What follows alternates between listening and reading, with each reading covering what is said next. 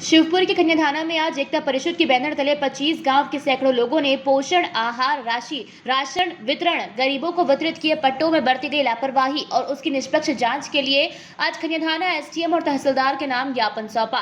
इस दौरान एकता परिषद के कार्यकर्ता अनिल उत्साही ने बताया कि 19 जुलाई को एकता परिषद ने धर्मपुरा गांव में जन चौपाल का आयोजन किया था। इस चौपाल में 25 गांव के मुखिया शामिल हुए थे, जिसमें पोषण आहार राशि न मिलने सहित राशन वितरण और गरीबों को मिले हुए पट्टों के मुद्दे सामने आए थे, जिनमें जिम्मेदारों के द्वारा लापरवाही बरती गई थी। जन चौपाल में फैसला लिया गया था कि 27 जुलाई को अपने खर्चे पर 25 गांव के लोग अपने हक की लड़ाई के लिए कन्याधाना में एकत्रित होंगे। आज रैली निकालकर ग्रामीणों की बिंदुवार समस्याओं की लिखित शिकायत एसडीएम से ज्ञापन के माध्यम से की गई है और जल्द से जल्द समस्याओं को शिविर लगाकर निपटाने की मांग की गई है। ऐसे में अगर 15 दिनों के भीतर ग्रामीणों की समस्याओं का निराकरण नहीं किया जाता है तो एकता परिषद कलेक्ट्रेट पर अनिश्चितकालीन धरने पर बैठेगी, जिसकी संपूर्ण जिम्मेदारी प्रशासन की होगी।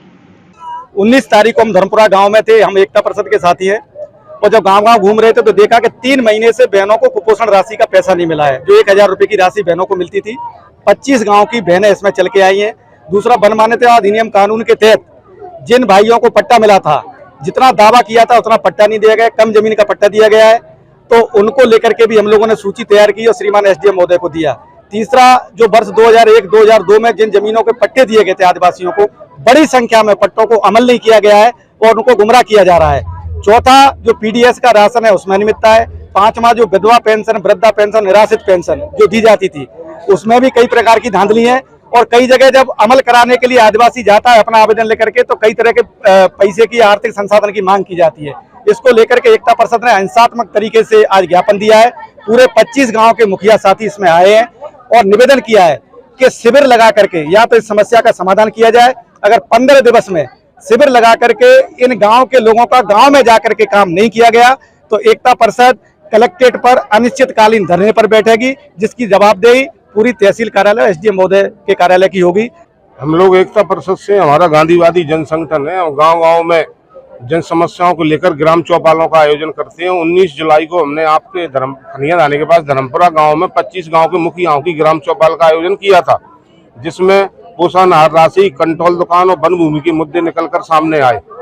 हमारे अकेले के निर्णय से ये रैली का तय नहीं हुआ। हमारे आदिवासी शहरिया समाज के जो मुखिया आए थे, पंच सरपंच पटेल महते प्रधान, उन्होंने आज 27 तारीख तय की थी। अपने खर्चे से, अपने भोजन से सारे लोग यहाँ आए। हम कोई राजनीतिक दल नहीं है, ना नोट और वोट की बात करते हैं, लोगों के हक अधिकार की बात करते हैं। एकता परिषद की पैरवी पर जो वन अधिकार अधिनियम लागू हुआ, उस वन अधिकार अधिनियम का यहाँ कन्याधाना ब्लॉक में बिल्कुल पालन नहीं हो रहा। एक 1.5 बीघा का पट्टा दिया और आदिवासी हमारे मौके पर 10 बीघा जोते हैं।